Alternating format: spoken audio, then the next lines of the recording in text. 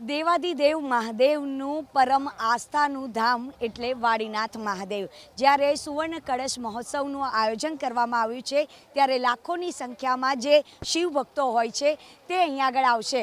આમ તો અહીંયા આગળ બારે માસ ભોજનાલય ચાલે છે, પરંતુ આ 7 દિવસનું જે મહોત્સવ છે અને લાખોની સંખ્યામાં જ્યારે શિવ ભક્તો આવતા હોય ત્યારે તે ભૂખા પાછા ના જાય તેના માટેની અહીંયા આગળ તમામ જે વ્યવસ્થા છે તે અહીંયા આગળ કરવામાં આવી છે। કહેવાય છે કે અહીંયા આગળ આવેલો કોઈ પણ ભક્ત છે તે ભૂખ્યો પાછો નથી જતો અને એ જ માટેની જે વ્યવસ્થા છે તે અહીંયા આગળ કરવામાં આવી છે।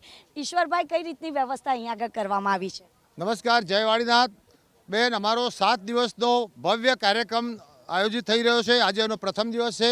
આજે કળશ યાત્રા સમગ્ર મંદિરના પરિસરમાં ફરી, જેમાં હજારો ને લાખો માણસો જોડાયા। અમે તમારી સામે જે ઊભા છીએ એમાં ચૌધરીભાઈઓ, રબારીભાઈઓ છે, મારી જોડે ક્ષત્રિય યુવા સમિતિના અધ્યક્ષ અભિજીતભાઈ બારડ છે, જે કે પટેલ ઊંઝાના વતની જે ઊંઝા સંસ્થાનું આખું ભવ્ય રસોડું છે એના અમારા સર્વ સમાજના બધા જ જવાબદાર માણસો આનું સુંદર આયોજન કરી રહ્યા છીએ અને રોજનું અમારા અંદાજ પ્રમાણે પર ડે લગભગ 1.5 લાખ માણસ જમશે અને છેલ્લા દિવસે મોદી સાહેબ પધારવાના છે એ દિવસે તો મારો ટાર્ગેટ લગભગ 4 થી 5 લાખનો છે।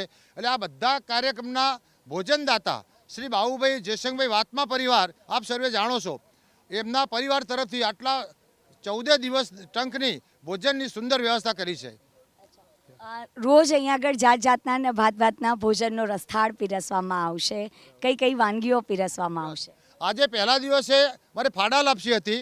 આવતીકાલથી અમારે 2 મેનુ છે, એક દિવસ લાડુ, એક દિવસે મોહનથાળ। એક દિવસે લાડુ મોહનથાળ એમ રૂટીન ચાલ્યા કરશે અને એ રીતે લાખો લોકો બાપુની પ્રેરણાથી, હું બીજું યાદ કરાવું, અમારા બળદેવગીરી બાપુ જે અમે યાદ કરીએ અમારું હૃદય રેડી પડે છે। એ બાપુની પ્રેરણા અને એમના આશીર્વાદથી આ આખો ભવ્ય કાર્યક્રમ થઈ રહ્યો છે।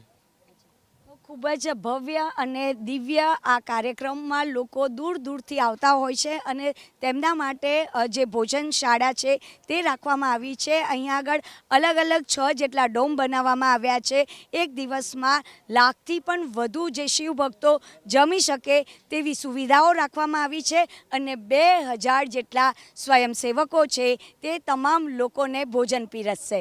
કેમેરામેન અવનીશ તિવારી સાથે રાજલ બારોટ, ABP અસ્મિતા, તરફ।